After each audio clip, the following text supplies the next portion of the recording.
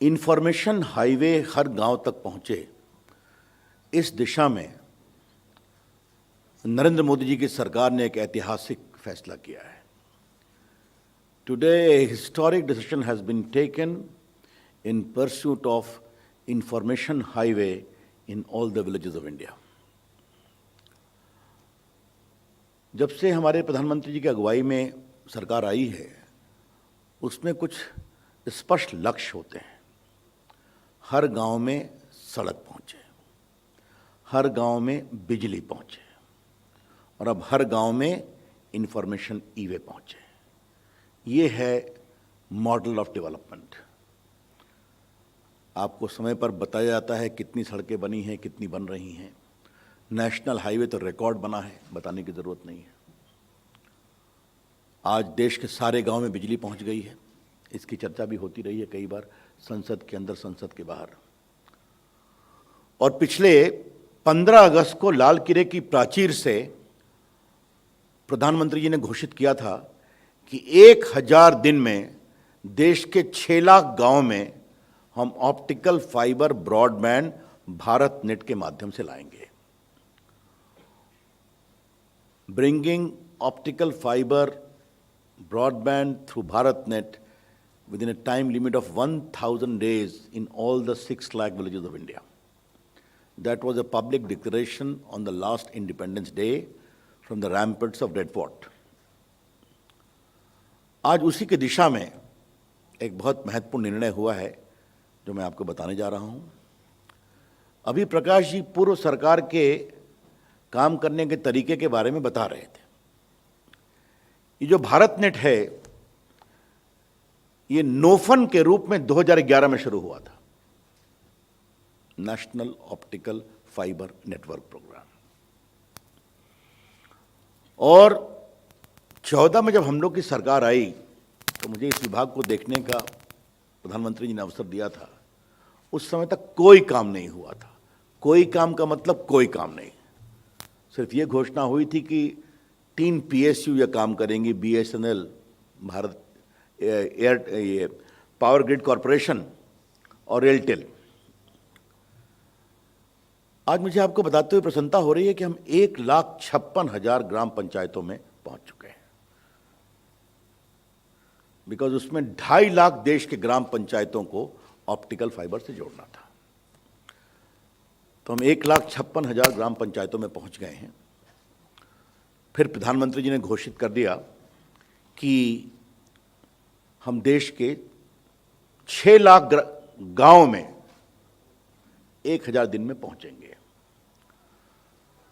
उसके बाद से हमारा यह अनुभव आया कि इसमें हमें प्राइवेट सेक्टर को भी इन्वॉल्व करना चाहिए।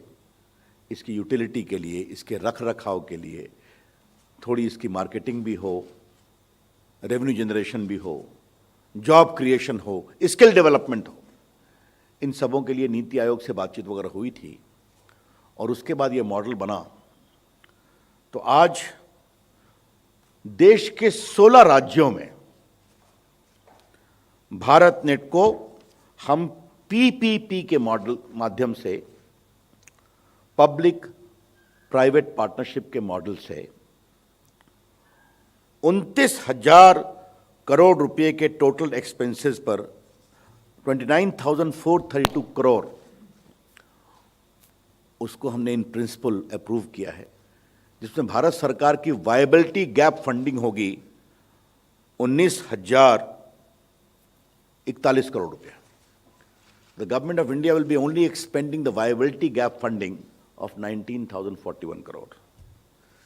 और ये हम देश के 3,61,000 गांव में, जो 16 राज्यों में हैं, वहां पर इसे PPP मॉडल के माध्यम से ला रहे हैं। The PPP model shall be executed in 16 states of India in 3.61 lakh villages. और जैसा मैंने बताया, पूर्व में तो फेज़ 1, फेज़ 2 हुआ था। इसके कारण हम देश के बिल्कुल मेजॉरिटी इलाकों को नीचे तक पहुंचा देंगे। और इसके 2-3 पहलू हैं जिसको समझना चाहिए।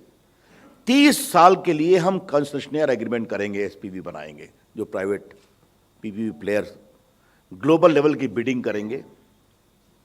नंबर 2, हमने इसको 9 पैकेज बनाया है 16 राज्यों में। ये इंपॉर्टेंट है जानना। किसी एक प्लेयर को 4 पैकेज से अधिक नहीं मिलेगा, मतलब no monopoly. 9 packages, 1 package corresponds to the basical telecom circle area, which can be a state और ए ग्रुप ऑफ स्टेट्स।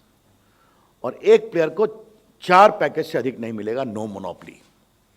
और जो सबसे रोचक बात मैं आपको बताना चाहता हूं कि जो कि 30 साल का हम कंसिग्नियर एग्रीमेंट कर रहे हैं और उनको पूरा हम नेटवर्क उनको देंगे इसको यूज़ करने के लिए, तो अगर 30 साल का ओपेक्स और कैपेक्स को जोड़ा जाए तो 95,000 करोड़ रुपया आता है, से 1 लाख करोड़, अगर भारत सरकार ये काम करती।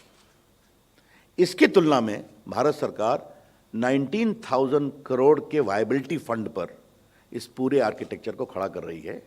ये आपको हम बताना चाहते हैं। इसके फायदे क्या क्या होंगे?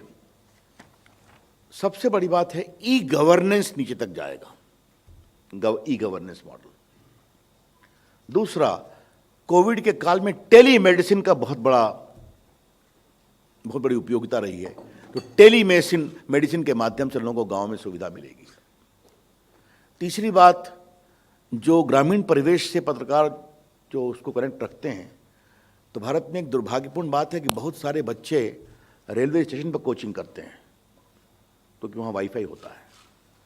तो देश के ग्रामीण क्षेत्रों में बच्चों के लिए अच्छी कोचिंग की डिजिटल व्यवस्था हो पाएगी, इसका बहुत बड़ा अवसर मिलेगा। इसके अलावे कंपनियां डार्क फाइबर को बेचेंगी, बाकी नए एंटरटेनमेंट के प्रोग्राम, ई कॉमर्स कंपनियां उसको पिकअप कर सकती हैं, जो नए OTT प्रोग्राम चल रहे हैं वो उससे अलायंस कर सकते हैं। तो ये बहुत बड़ी संभावना खुलेगी।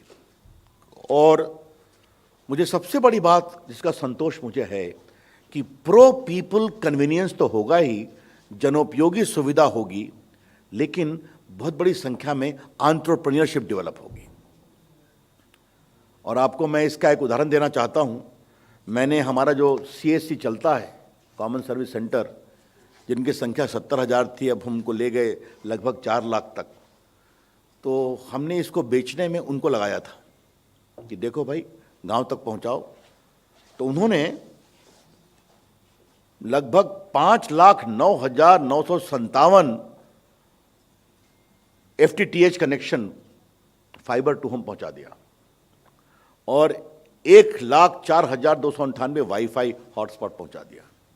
बाकी स्कूल में, पुलिस स्टेशन में, आजीविका बहनों के पास।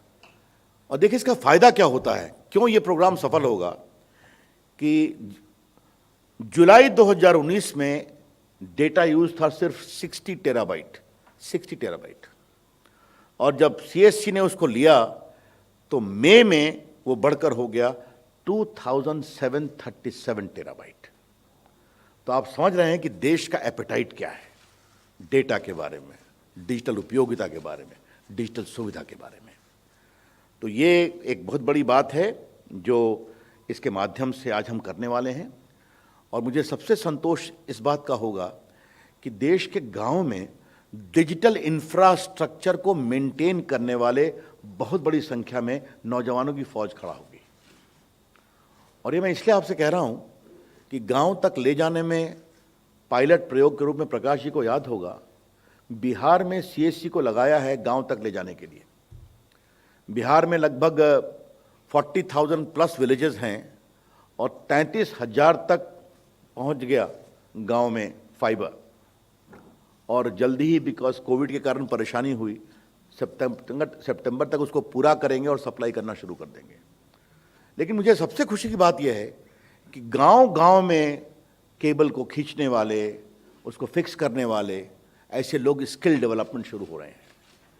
तो एक बार से इस तरह का प्रयोग सामने में आएगा तो देश में, प्रकाश जी ने कहा नियोजन की बात, लाखों नौजवान ऑप्टिकल फाइबर, कम्युनिकेशन स्किल और ई-वे इंफ्रास्ट्रक्चर के मेंटेनेंस में डेवलप हो जाएंगे, एंटरप्रेन्योरशिप डेवलप होगी।